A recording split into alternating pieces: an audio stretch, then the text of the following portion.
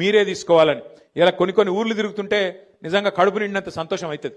ఆ పెరిగిన చెట్లు, ఏపుగా పెరిగిన చెట్లు అద్భుతంగా నీడనిస్తుంటే, మన పిల్లలకు రక్షణ ఇస్తుంటే గొప్పగా హృదయం ఆనందంతో ఉప్పొంగిపోతుంది. నిన్న నేను సూర్యాపేట జిల్లాకు పోయి ఆడికెళ్ళి మన తుంగతుర్తికి వెళ్ళి సూర్యాపేట పోతుంటే అక్కడ మధ్యలో ఒక ఊర్లో ఆగిన, మనోళ్ళు ఆపితే, అక్కడ అప్పుడే ఎలక్షన్ అయింది, కౌంటింగ్ అవుతుంది, మనోళ్ళు ఆపినరు, ఆగిన నేను. ఆగితే ఆ ఊరు పేరు ఏపూరు. ఆ ఏపూరు అనే గ్రామం నిజంగా ఎంత గొప్పగా అనిపించిందంటే నాకు, మంచిగా ఆడ చెక్ డ్యామ్ కట్టిరు. ఆ చెక్ డ్యామ్ పక్కన మొత్తం నీళ్ళు ఆగి ఉన్నాయి. మంచిగా బతుకమ్మ ఘాటు కట్టుకున్నారు, ఆడ మంచి ఇట్లా మెట్లు కట్టుకున్నారు. పెద్ద ఊరు, దగ్గర 3000 ఓట్లు ఉంటాయి, పెద్ద ఊరు.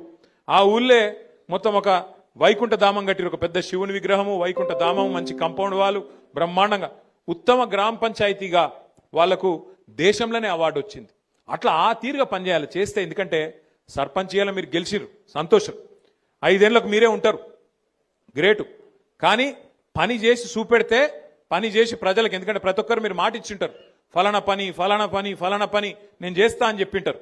కాబట్టి మనం చేయాల్సిందల్లా ఏంటంటే, పదవిలోకి వచ్చుడు ముఖ్యం కాదు, పదవిలోకి వచ్చినాక ఆ పదవికి వన్నె తెచ్చే విధంగా, ఆ పదవికి గౌరవం పెంచే విధంగా ప్రజల ముందు నడుచుకుంటేనే మనని యాది పెట్టుకుంటారు. ఇగో ఫలానా సర్పంచ్ గారు ఉన్న టైంలో ఇగో ఫలానా పని అయింది, ఇంత గొప్పగా పనిచేసి మా ఊరును బాగా చేసిండ్రు అనే విధంగా ఆలోచించడం జరుగుతుంది. ప్రజలు కూడా యాద్ చేసుకోవడం జరుగుతుంది.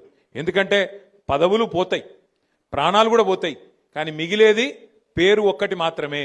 మిగిలేది మనిషికి జీవించినంత కాలం మంచిగా పనిచేస్తే, మరణించిన తర్వాత కూడా మిగిలేది పేరు ఒక్కటే. కాబట్టి దయచేసి నేను మిమ్మల్ని కోరేది, ఏ గౌరవం అయితే ప్రజలు మీకు ఇచ్చిండ్రో, ఏ గౌరవం అయితే మన పార్టీ నాయకులు, కార్యకర్తలు ఇవాళ కష్టపడి మీకు అందించిండ్రో, మీ గెలుపును